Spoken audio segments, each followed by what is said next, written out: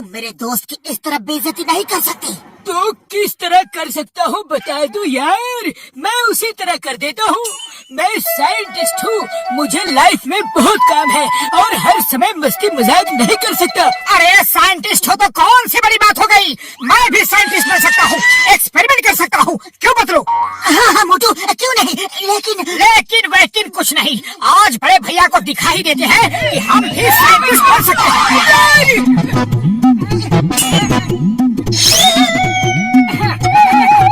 ये सेब पे जाओ, हम क्या कर रहे हैं?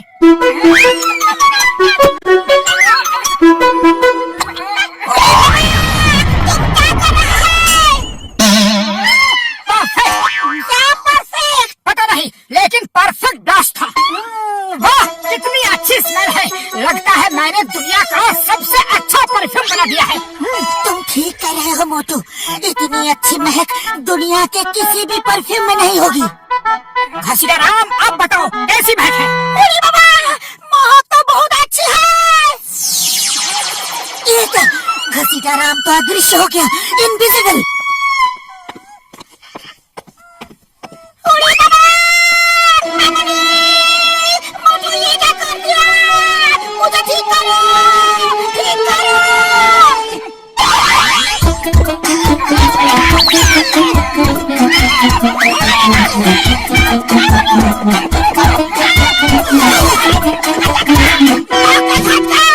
मोटू ने इनविजिबल करने वाला वो लिक्विड बना दिया है, देखो मुझे गायब कर दिया।